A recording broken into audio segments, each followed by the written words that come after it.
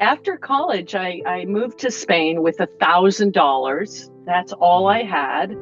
Hmm. My Hmm. difficulties have turned out to be my most profound lessons on earth, where I've Right. grown personally. That I realized again, opportunities are everywhere. When we decide to take those challenges, loss, difficulty, and we decide to transform them into opportunity, don't they become the most profound lessons? I'll speak for myself. Keep shining, be a light. You were made to be a lighthouse, shine bright. Keep shining, be a light. Hello, and welcome back to Keep Shining, a place where each month we explore leadership, purpose, and influence. And this month, our theme is love and service. My guest today embodies both. Joan Hartel is the founder of Vantel Pearls, a company that grew from just $1,000 in her savings account into a $45 million direct selling success story. Under her leadership, Joan built a culture grounded in belief and gratitude. In July of 2021, Joan announced her retirement, closing this chapter and leaving a legacy of empowerment and service. As a keynote speaker, sales strategist, and a mentor to several successful female CEOs now, she remains an avid proponent of maintaining a company culture that promotes belief and gratitude. Her motto is believe in endless possibilities. She's an avid swimmer and triathlete who I have had the privilege of visiting more than a few times at her Cape Cod home. Please join me in welcoming Joan Hartel. Well, welcome to Joan Hartel. Welcome to Keep Shining with Stuart MacMillan. We're so excited to have you on today. I'm particularly excited. Joni, you and I have known each other for just so you know, going on 20 years. Isn't that crazy? It's Um, crazy. it's crazy. Joni and I got to know each other through the Direct Selling Association, and she had as I said in the intro, she had an amazing company, a company with a message. And Joni, I've always said the cool thing about direct selling is that we get to do well and do good at the same time, right? And I don't think, apart from being in philanthropy, I don't think there's any other place that you get to do that. And you exemplified that for sure through Vantel Pearls. So, you've said that the idea for Vantel Pearls kind of came from a single moment, which is kind of Mm, cool. You opened hmm an oyster, you found a pearl, and by the way, I just absolutely love that imagery. Take us back to that moment and tell us about how you took that moment and grew it into a business that touched so many people's lives. Oh my gosh, Stuart. Well, first of all, I love you. I love what you're doing here, and I'm so honored to be here. And you're such a incredible connector of people to people that I've admired for so long. So really, thank you so much for this opportunity. And yeah, our friendship has been so fun, so It fun. has. And yeah, so after college, I lived in Spain and was invited when I came home finally from Spain. Was invited on a trip to Hawaii, and in Hawaii on the last day, I bought an oyster inside of a can that was almost the size of like a tuna fish can, Okay. clear tuna fish can, and I Hmm. brought it home. And on Christmas Eve that year, I gifted it to my niece. Okay. And the moment was incredible because in Spain, I had been looking for a product to import or Yep. export. Yep. I wanted to do something internationally, but not sure what. And certainly didn't want to go into a regular job, a corporate job. Of course not. And at that moment, when my niece opened this oyster and got her pearl, she found her pearl. It happened to be white, and she was like, Joni, this is the coolest How thing. And how old all was she? How old was she then? she was probably 12 or 13. Oh wow, wow. Now she's a mom of four boys. You know, But it's funny. It's funny you say that crazy, because huh? I remember a moment. We had some guests here at our cottage in Maine, and an 8-year-old girl. Oh, and now she's, I think, 20. But I remember her name's Maya, and I remember Maya opening her pearl, and like the face like was like, wow. It is quite a moment, isn't it? And so It you built is. a company around that. Like, how crazy is that? How crazy is that, Stuart, right? And I'm sure Yeah. Maya showed you. I believe, Stuart, at that moment, it was like opportunities are everywhere. And that's an important message to share today.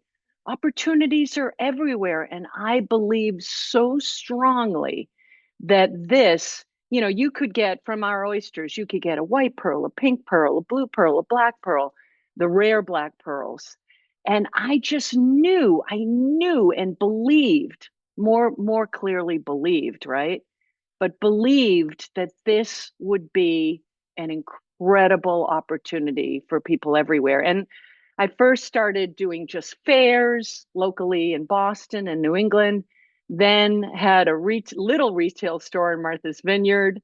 Oh, wow. I And didn't know that. then, I mean, just crazy, but had a party for a friend, and that was it. Had an event at her house, and it was such a success. Took off from there to have female independent consultants. Yeah, I mean, you were really focused on kind of helping women, women become entrepreneurs, believe in themselves. I've never asked you this, but did you ever, like, in motivating those women, did you ever use sort of the the the concept of the pearl being a product of resistance and pressure and sand grinding on it? Did you ever do that? And tell me a little bit about Oh, that. the pearl metaphor is unbelievable because do you want to hear about it? I mean, I it's do, just amazing. absolutely. Yeah. So, here's this oyster at the bottom of the ocean, and something comes by. It might even be just be a wave, or it might be a crab or something, and a piece of seaweed, or a little snippet of something gets lodged inside that oyster. And so then the oyster has to decide what to do. It's an issue. And, I often would say, raise your hand if you've ever had any difficulty, any loss, any challenges, divorce, death, anything in your life, raise your hand, and everybody would raise their hand. And so the oyster has this challenge. And at that moment, Stuart, the oyster needs to decide, we all just want to throw our problems out the window, right? Hmm. Typically when they first happen. Out the But what shell. the get out of here. But what the oyster decides to do, which is the most amazing metaphor for our life, the oyster chooses to transform this into an opportunity, transform, and it covers it with nacre and nacre over years. And what results is nature's art, the most incredible gem, Wow, wow. the only gem made by an animal, the only gem from the ocean, the only gem that comes out without being cut or polished, or the oyster produces a pearl. And in our lives, when we decide to take those challenges, loss, difficulty, and we decide to transform them into opportunity, don't they become the most profound lessons? I'll speak for myself. My difficulties have turned out to be my most profound lessons on earth, where I've grown personally.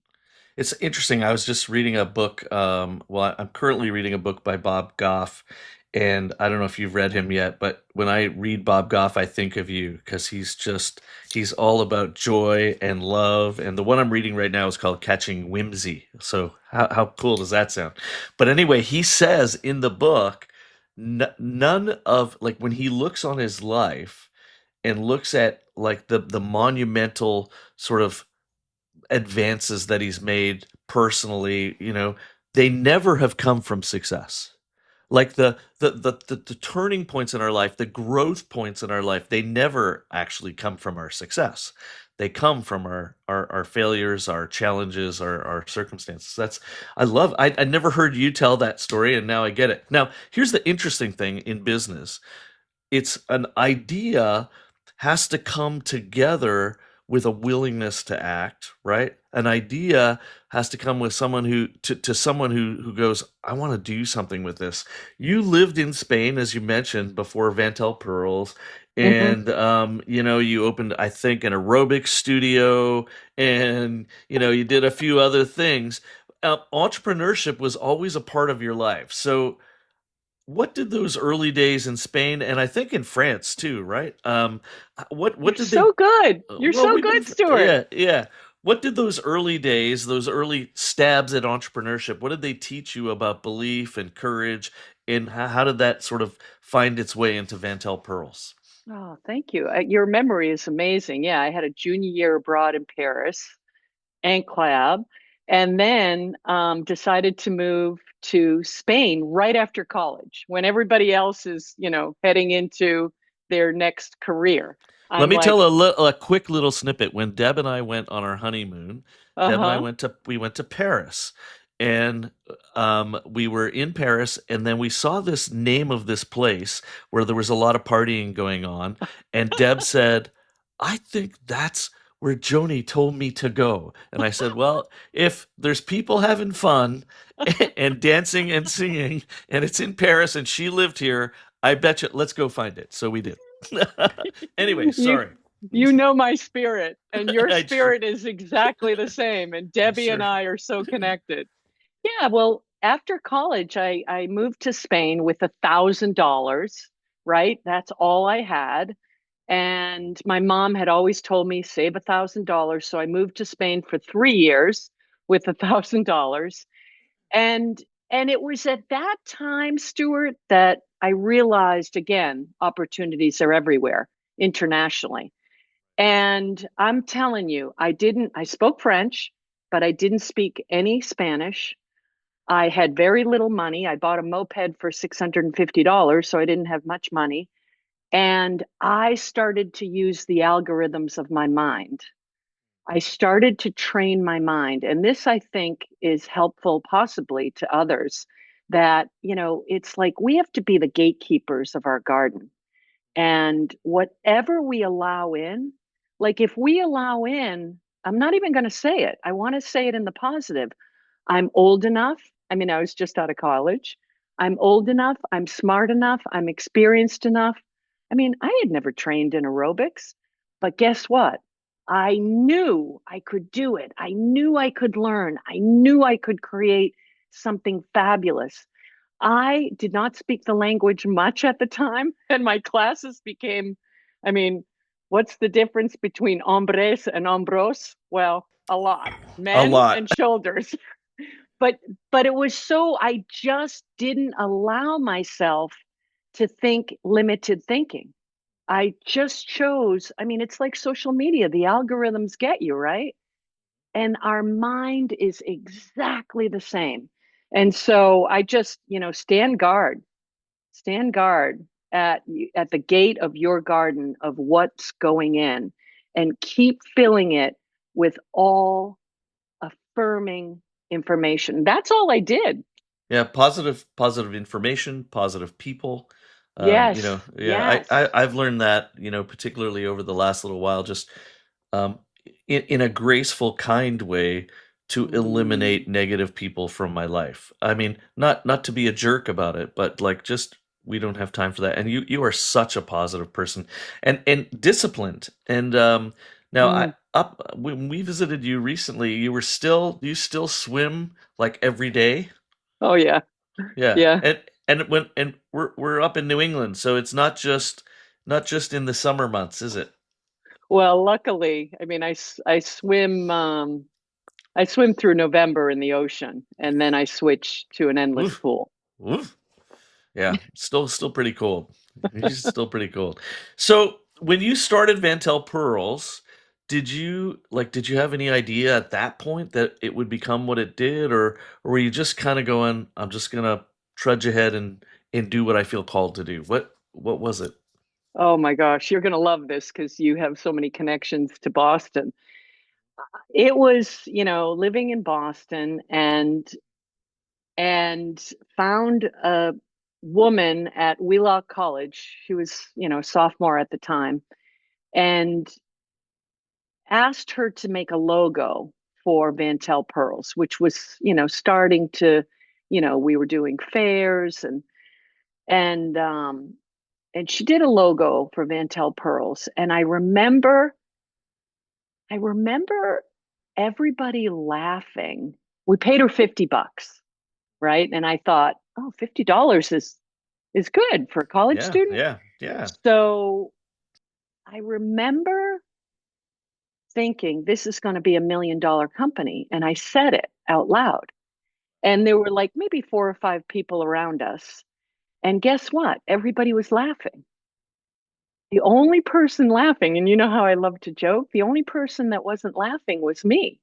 I believed it so wholeheartedly, That's Stuart. awesome. That's awesome. I believed it so wholeheartedly. And at the time, I was thinking of adopting children. And the retail store on Martha's Vineyard, I mean, it was such long hours, 7 days a week, till 10 at night. And I wanted to adopt children and be that kind of mom that's present. And I was thinking, how can I do this? And it was at that time that it all started like, how could we be $1 million business? How could I make this? How could I create this business so I don't have to be at a single location Right. for, 12 hours a day? And by the way, I did adopt children. It all, like it all started and found that having independent contractors to be the voice and salespeople of Vantel Pearls all across the nation. I mean, it was just it became, and I knew Stuart that, you mentioned the defining moment. I knew I was sitting on a treasure chest.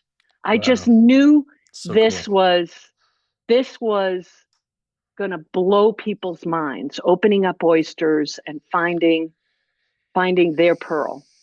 Yeah, yeah, that's And we're pretty all cool. And pearls. I by mean, the way, I mean those adopted children have made you a grandmother, I believe. Am I I right? Oh, how cool know. is that? I I know. know. I know it's funny at this stage of life, just being a grandparent is such a joy, you know. Isn't it? Um, yeah, yeah. I don't get moved easily, but sometimes watching our grandchildren, it's kind of Well, fun, isn't oh, I'm sure you make many memorable moments, as I know is it? your important Well, feat in life, making memorable moments for everyone. make magic moments. Yeah. One of the things I think I saw it in a couple of the houses that I visited that you lived in, and you created values for the company, and you actually called them treasured gems. And I think in this house they're posted on the wall still, aren't they? But they were 8 guiding principles for your company. So I'd love. I mean, so cool, and I think that starting any company, and if there are any young entrepreneurs or older entrepreneurs here, one of the most important things is to build your companies and your life on a foundation. It's so important when storms come. Our foundation is everything, and I think one of the cool things about Vantel Pearls, among others, was that you built it on a foundation, and this foundation was Treasure Gems 8 Guiding Principles. Tell us a little bit about why you did that and what they were. Well, first, I want to say shout out to you because I remember when you were here, you wanted to see the local lighthouses. And you and I share this vision that if we can be beacons of light, like a lighthouse, we can impact others tremendously. And so I love that about you, Stuart. And I remember taking your photo and Yeah, having fun with that. Deb and I have been to lighthouses all over the place. We went to the easternmost this past year, the easternmost lighthouse in Spain. We went to that one, and we're going back to go to the westernmost lighthouse in Spain, which is amazing. But we've also been to the easternmost lighthouse in Australia, which is just spectacular. So yeah, lighthouses are a big deal. But you know what? We have that in common. And New England is sort of part of our souls. That's where I fell in love with lighthouses. But tell us about the treasured gems. Well, they're so, I mean, I'm not even kidding. We could talk for 2.5 days, but I'll keep it concise. The treasure gems, I mean, there was a wisdom after years of growing this company from $1,000, and then all of a sudden it was becoming $1 million company, a $2 million company, all with the vision that I had originally had. And I did not want to become the corporate that I thought was all about ego, all about profit, all about, pushing people to the side to get to the top of the ladder. I didn't want the money to be the top priority. It wasn't the goal. And I wanted to protect this creation. I mean, it was growing at this point. And so through wisdom, that I had gained from, various experiences and people in my life, I created the 8 treasure gems, and they are so significant. I truly live my life by them today, which is why they're in my home. And I truly feel like we lived every moment of Vantel Pearls through these treasure gems. And if you don't mind, I'll share. No, A, I want you to. Absolutely. okay. All right. So yeah, they protected us, and we used the treasure gems when an issue came up. If there was an issue with a leader or a situation, I would look to the treasure gems to find the solution, and they were always applicable. Wow. It's So, interesting you say that though, because I've seen so many companies in our space and outside who have these mottos or this is our company vision, and they're posted in their lobbies, and then once you get inside, they don't live by those at all. The owners, the executives, they don't live by these. You actually lived by. I loved hearing you say what you just said, and I've never heard you say it before, which is when we had challenges, we looked to those. That's what vision and mission is all about, right? Like the values. If you have corporate values, you got to live them every day, and they've got to be what you use to solve your challenges, and how you live your life individually and corporately. I don't think people always understand, that corporate values have to be embodied in the owners and the executives, because people look to that, right? They don't look to the building to see whether you live a certain way. They look at you, right? Do you live that way? So, okay, so what are the 8? Tell us about them. well, and I love your statement, and I love what you're saying, because you've experienced so many different experiences in that realm, cultures, and so yeah. When people came into our office, even after we had grown to millions and millions, it didn't matter. They came in and they kept saying, "There's something really special here," and it was like, Mm, yeah, that's very cool. it wasn't me. We were Right. all living the treasure gem. So, treasure gem number one, everything happens to us for a reason from which I can learn and grow. And what I believe, and it's my opinion, is that like the oyster, right? I mean, the message comes from the oyster, and that transformative quality that everything that happens to us, every challenge, financial massive difficulty, or a lease changing, or a leader leaving, or whatever the issue was at the time, or the tremendous growth our bank at the time couldn't keep up Yeah. with the ACHs that were going out the how door. how cool is that? What a great Yeah. problem. Yeah. And so everything happens to us for a reason from which we can learn and grow. And I truly believe that every single thing is a gift, an opportunity in our life, even the toughest things, like we shared earlier. Another treasure gem, number two, treasure gem number two. Gem number two, trusting my intuition and a power greater than myself provides the best guidance. And that treasure gem, when we had to expand to a much larger office building, I put that treasure gem over my office door. And each treasure gem was throughout the office, placed very with much intention. And trusting my intuition and knowing that there's a power greater than myself, knowing that, there's that, I don't know, it's like an invisible means of support. And, people, when you have that, when you know that there's a power greater than yourself, when you know you can trust your gut on so many situations, then you're able to have the courage, you're able to take chances, you're able to say, I'm going to be okay. I am going to be okay. We can go forward. And that was for me such an important treasure gem. And I shared that quite a bit. Let's see, another treasure gem, gem number 5. All I have is today. Let me make today a fully alive day. I have I have been focusing on that in the last probably 5 or 6 weeks, about stillness and about the present, right? I mean, we can blame the past, the way we were raised, we didn't have this, limit thinking. We can project into the future, but what if? What if this happens? What if? And if we stay in the present, as you know, and I know you live this, is the more that we can impact today and the better that we can do today, starting from within, the better that our results are going to be moving into the future. But we have to stay in today.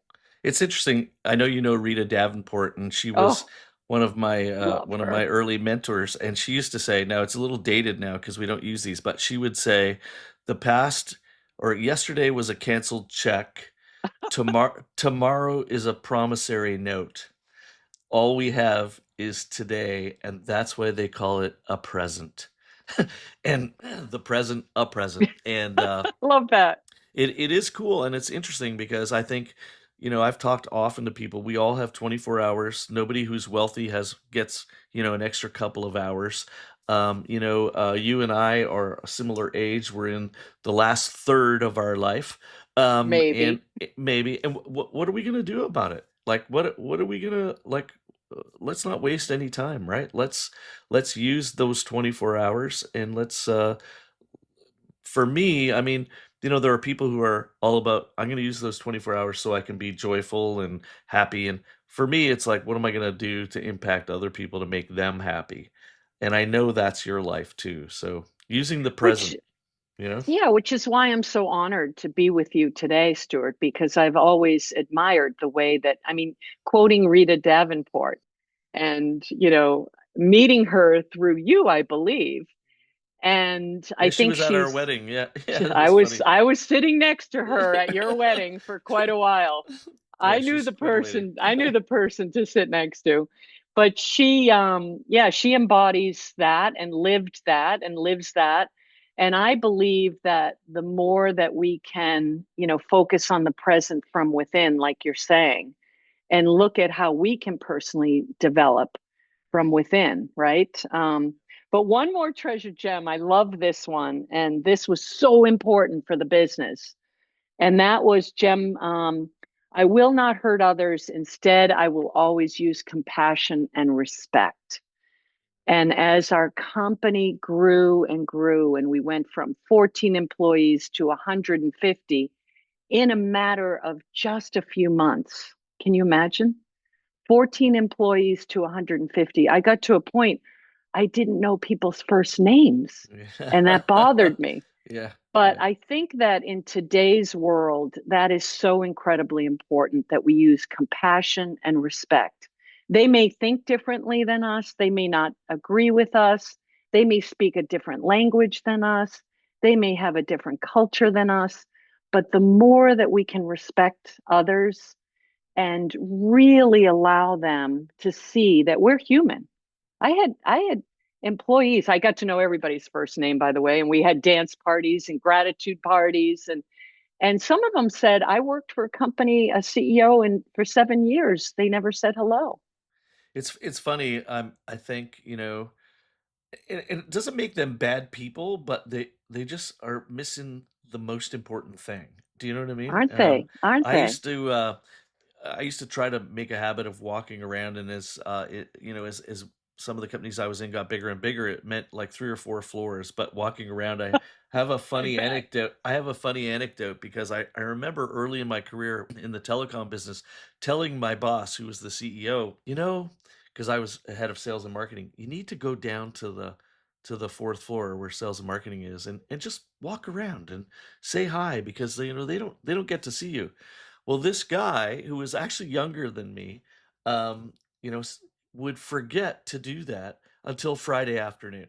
He'd go, "Oh, shoot, Stuart told me I got to go down." And so the salespeople would think he was coming down at Friday afternoon just to see if they were there. So, Oh, so the motive was all messed up, but walking around, if it doesn't matter if you're doing it metaphorically in your business, by just getting to know people and spending time just understanding who they are. I always tell people in our channel, like corporate salespeople, I would say, if you don't know of your top leaders, their anniversaries, their birth dates, the names of their kids, yeah, then or their grandkids, you're failing, because it's really a community, isn't it?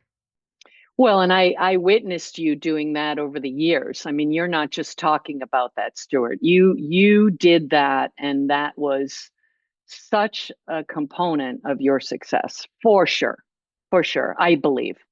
Well, creating community is so important in our families, in our work, no matter where we are. Now, you did that at Vantel Pearls in a unique way, because you went beyond. So, you created a community that wasn't just Vantel Pearls. You took your message into schools, and you use your that pearl metaphor to teach younger people about self-esteem and handling adversity. What inspired you? Like, what did you wake up one morning and went, I have to go to schools, or I have to reach beyond Vantel Pearls with this message? How did you get inspired to do that?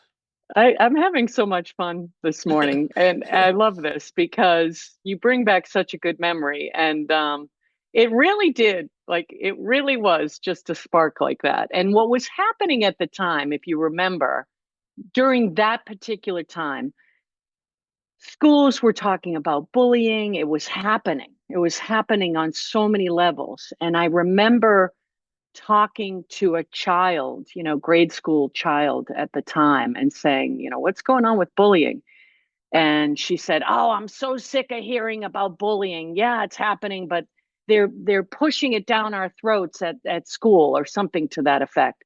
And so I just had this brainchild, and it was so I figured out third graders would be a great place to go, and I called schools on my own. I created just a presentation on my own, and I went into schools, and it was so cool. I wish I had an oyster here. Maybe yeah, maybe we can show the viewers what an oyster looks like. But what I would do is I would start, I'd let I them. have great editors. They'll pop an oyster in Oh, here. So great. Okay. All right. Super. Well, and what happened was, I'd start off really wanting to connect, as you and I have just talked about, and say, you can call me Joni Baloney. And years later, I would see them in a supermarket, and they'd be like, Joni Baloney.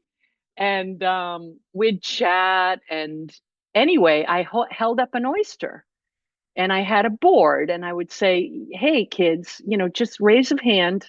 Tell me what you think about this oyster. Tell me what it looks like on the outside of this. And they would say, ugly, scary, disgusting, ew. And we would write on the board, ew. And then, through a series of conversations, we'd talk about things, and we'd talk about comments that people would make about somebody's outer self. And the kids got it. And then we'd talk about, eventually we'd open up the oyster. And I was, sort of stringing them along, teaching along the way. And when we opened up the oyster, you would love this, Stuart. We said, okay, what does this look like? Shiny, beautiful, gorgeous, bright. And we put that up on the board. And then we'd talk about how, but wait a minute. I showed you this oyster, and you told me this was ugly. and ew. And yet we opened it up and we talked about the pearl inside. And aren't we all pearls? I mean, from that metaphor that I shared earlier, right? We're all so unique. Look around. We're all pearls. Pearls are the only gem on this earth that are like snowflakes. There are no two alikes to it. Every pearl is different from one another, I did not know that. So there we go. and we're all pearls. And And we're all unique. we are. And that's what makes us so incredibly divine and special and fabulous. And so I'll never forget this one little boy sitting up front.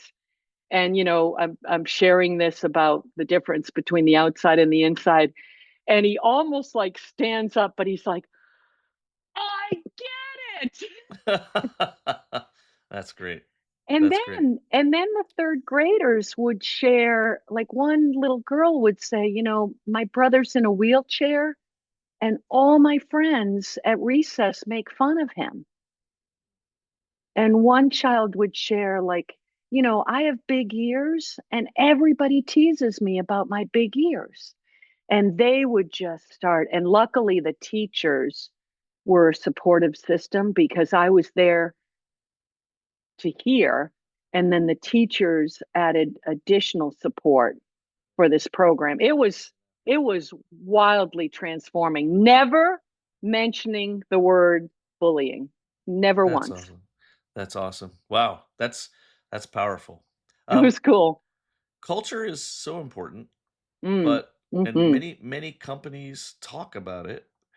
Clearly, what we're hearing today is how you were very purposeful about it. How would you, if someone's starting a business or maybe wants to transform their existing business, what's one thing you would tell them to do starting tomorrow to focus on culture? I would say, lead with love and respect and true love, like real love, love for the people, love for the product, love for the mission. Two more things I would say, start writing checks, start writing checks, donations. I mean, I started at 10 or $15 and grew to, I don't know, 50,000 more.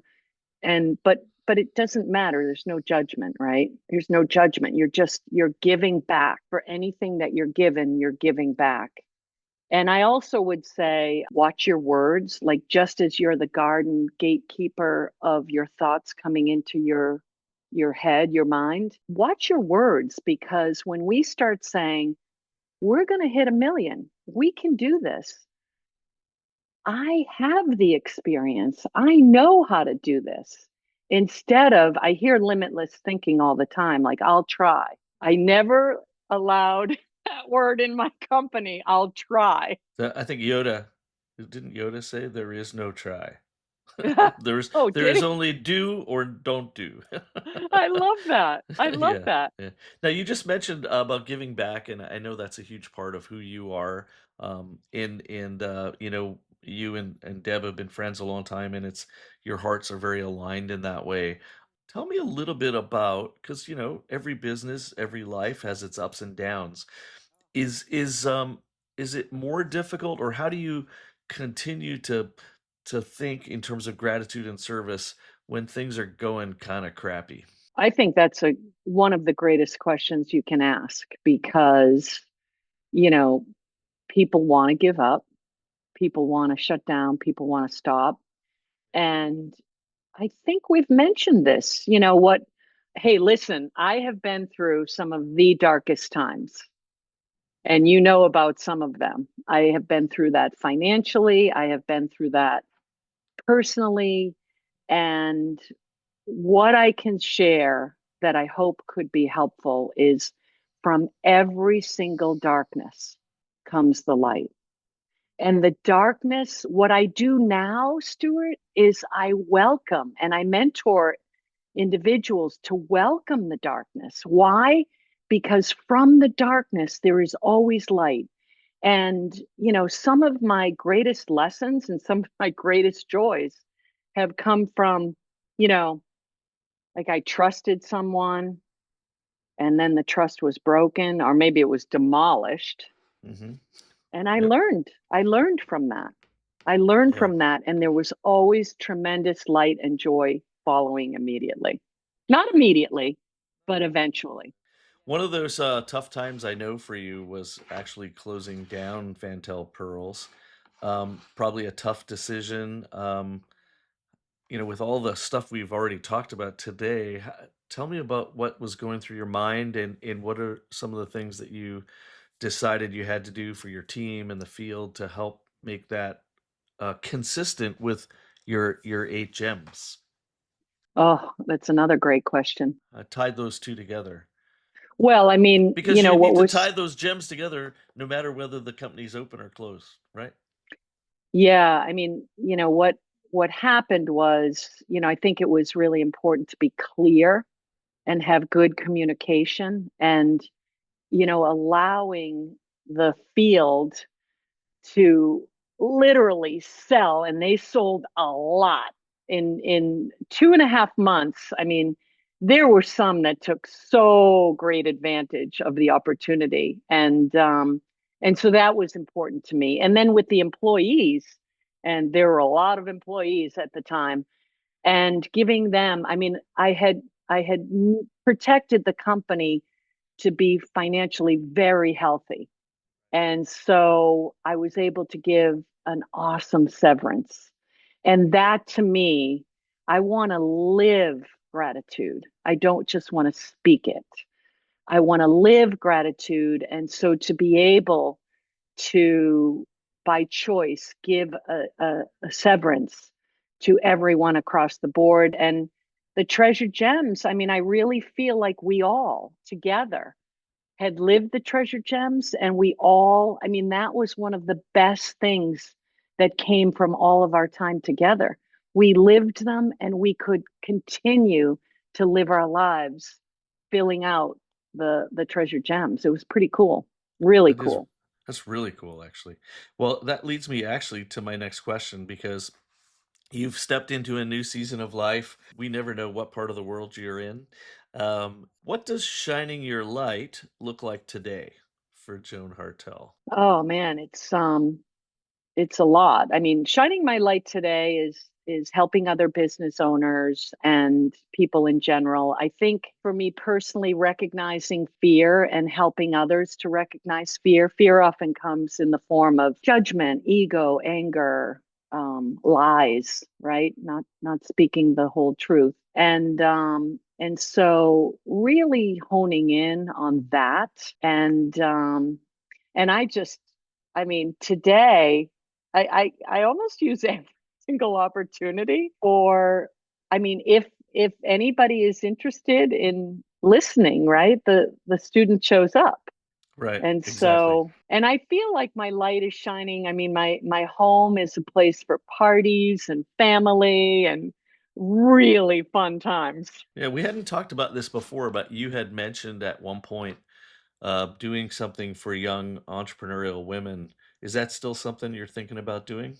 Oh, absolutely. And Yeah. and currently I'm helping individual entrepreneurial women, and using this house as a place of refuge, using this incredible home by the ocean as Yeah. a place of refuge, and talking through all that we've just talked about has been such an important thing. And I think also, asking myself personally, like, how do I want to impact this world? Right. How do I want to impact my family? How do I want to show up for my family? So as we close, we have certain questions that we ask on every episode. So we're going to kind of get into those a little bit. I'd love to ask you who's been a light in your life, someone whose love or act of service has really impacted you and probably who you are. Oh, the answer is instant. My mom. Now, my parents died, or passed away rather, whatever, when I was much younger, in my 20s. But my mom, oh man, did she believe in me, Stuart. I mean, she believed in all of my siblings as well. And we're super tight today. But I think that's an important thing for the gang today is it only takes one person to believe in you, Right. right? I Right. mean, you know this. I know Hmm. your family. And what's so significant, my mom believed wholeheartedly in me. So today, listeners, believe in someone, share with them what you see, share with them like Stuart always does. Bring out their assets, bring out their values and comment on them and compliment them and let them know you believe in them. And actually, Stuart, I would say my daughter Elle, wisdom beyond her years and a true light in my life. That's awesome. So if you could leave our listeners with one piece of wisdom, I'm going to make you Mm. funnel it about love and service and how to make it actually real in their lives, what would you say? I think it's just always using the lenses of love, using the lenses of love, whether it's running a business, whether it's, in any other pursuit, using those lenses of love, you get to your highest truth. And certainly in a business, when you're operating through love and respect, everybody wants to work for a mission. Everybody wants to help this move forward when they're fairly paid, when they are treated with respect, when, it's a mission that we're going to work together on. I mean, as a result, there comes like tremendous productivity, and you don't do it for that necessarily. But I would say, yeah, Yeah. using the lens of love for and trying to recognize fear, because our perception of fear, if we can just quickly change that to love, everything changes. It's interesting for the last 8 to 10 years, I've been all about being a light.